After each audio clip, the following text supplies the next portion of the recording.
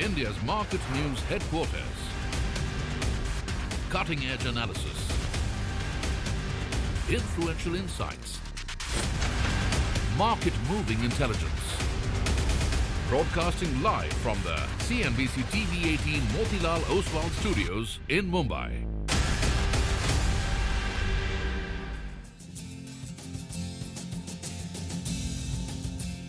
Good morning. You're with us here on a fresh new edition of Bazaar Morning Call. We are coming to you live from the CNBC TV18 Motilal Oswal studios.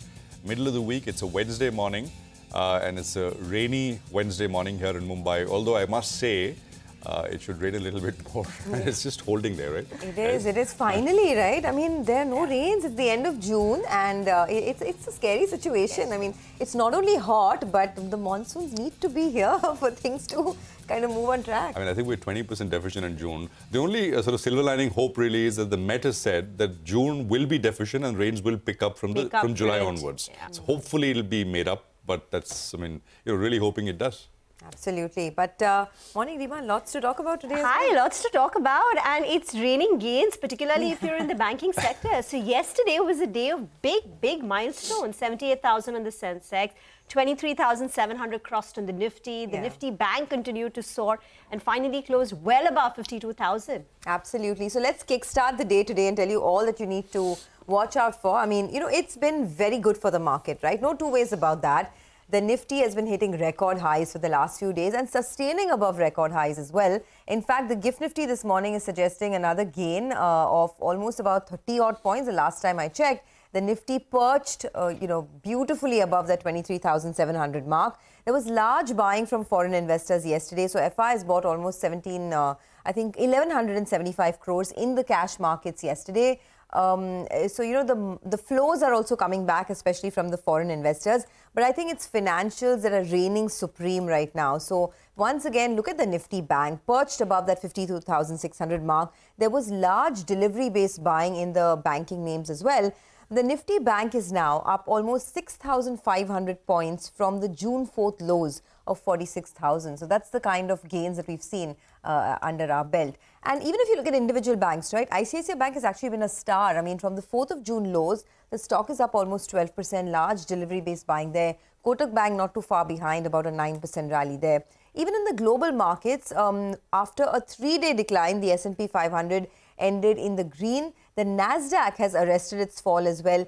Nvidia, after falling non-stop for 3 days, has sort of, seen a bit of a rebound. So all is well, even in the global tech stocks. And for now, things are not looking too bad. You know, yesterday's session in the US was almost a mirror image or a reversal of what we had in the prior session. And talking about banks, 60% of the Nifty gains were courtesy just HDFC Bank and an ICICI Bank. You throw in an Axis Bank and then that number goes up even more. So single-handedly, banks carried the weight yesterday. And tomorrow, remember, is the June monthly series expiry. And there appears to be maybe some pre-budget rally also taking place. Just one point, you know, in this rising tide, promoters continue to pare their stake. So today you will see block deals where the promoters will be selling stake in MapMy India and Sanghi Industries. We'll talk more about it. But yesterday also you had, the Alchem Labs promoters selling stake. Mr. Suta of Happiest Minds also sold, more than about 6% stake. And there was this interesting study done by Business Standard, and I picked this up from there. They're saying 15% of the company's promoters have sold stake in the March quarter, and this is the highest that they've seen in more than 12 quarters, and that's the number of companies out of a sample set of a little more than 3,000 companies where the promoter holding has come down on a quarter-on-quarter basis. So that's just one, point. Some cues to watch. Today at 11 o'clock, the Lok Sabha speaker election will take place. So the voting is at 11 o'clock. It's also day 2 of the Spectrum auction. Day 1 saw 11,000 crore of bids. In companies, it's Inox Wind and Z Media, where the board will meet for a fundraise. Hindustan Aeronautics Board will meet today to consider a dividend. And in terms of the U.S. economic cues, U.S. new home sales data will be released today. You know, you're talking about the Business Standard report, right, in promoter sales. There's a Novama note. They're saying that over the next 3 months, there's about 12 or $13 billion worth of locked shares which could not be sold because there is that, one year lock-in period, 6 months, etc. 12 billion of it will get free. I mean, in the next 3 months.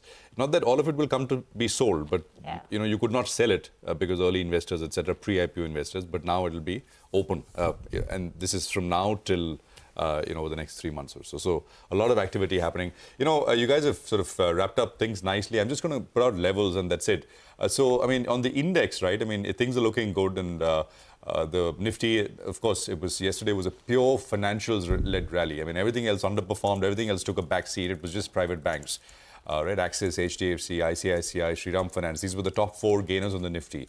So what does it mean for sort of levels here? So on the Nifty, we are on the, if you look at the hourly charts, we are at the upper end of the rising channel, which is 23,750, right? We're very close by. So once you actually cross that, you essentially are looking at, you got to project levels higher. The daily upper Bollinger Band for the Nifty is 24,067. I mean, I would say it's not very far away, but that's the first level, the first target in that sense that the Nifty perhaps will get to, and then we will see what happens there. Of course, this is on the back of a close above the 23,750 level that I pointed out. Now, on the Nifty Bank, the upside targets come in slightly above 54,000. We got a big break. And remember, banks are the one area which have got sort of, and this has been, it's like common consensus. They've underperformed relatively the most. They've absorbed maximum selling from FIIs, and foreigners are back since the sort of election results. So maybe there is more to go here. So the target's slightly above 54 to be precise. It's 54,386. And on the way down, you got to sort of, see how it goes. Very near term, the 20-hourly average is 51,882.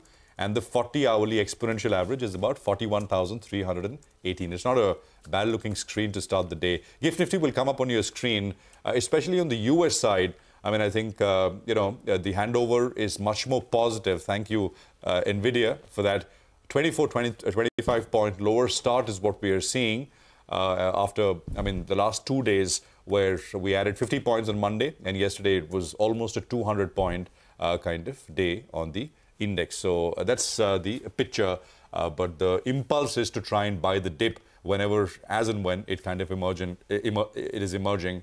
And this morning, it's a small, flattish kind of start, 25 points lower. Sonia. The move in the market, Prashant, reminds me of this one book I'd read. It's called Unshakable by Tony Robbins. I don't know if you've read it. No. In that, he speaks about financial markets over the last 100 years and lessons from it, right?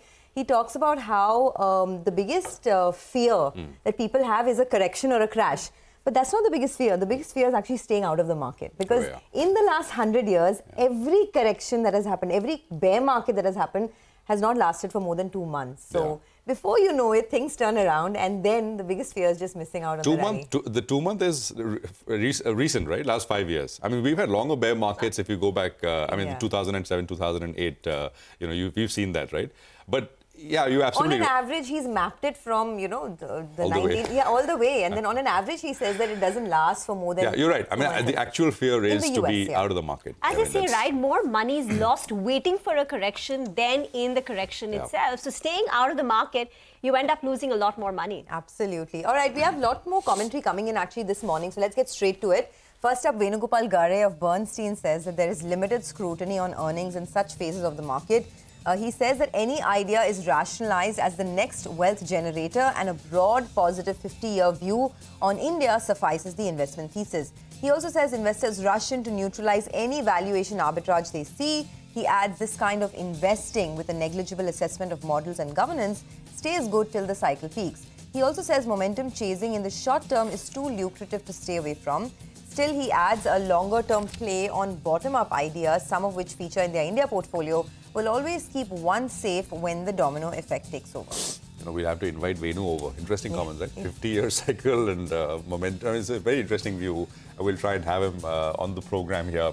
Well, let's get you some money market views as well. Kunal Sodani of Shinhan Bank says that the Federal Reserve Governor, Michelle Baumann, delivered hawkish comments that boosted the US dollar. He says dollar index once again is trying to approach the 106 mark, while oil prices have cooled off a bit. He says inclusion for India government bonds in the JP Morgan bond index starting this Friday is a positive for the rupee.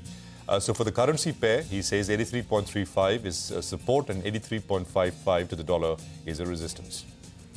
We have lots of stock-specific action to track today. We'll get to it in our special Top 10 segment. We're looking at Bank of Maharashtra, Central Bank, Gokuldas Exports, Arvind Fashion and Aditya Birla Fashion. These stocks could open higher. Stocks with negative news flow are SBI Cards, MapMy India or CE Info Systems, Sanghi Industries, M&M Financial and Borosil.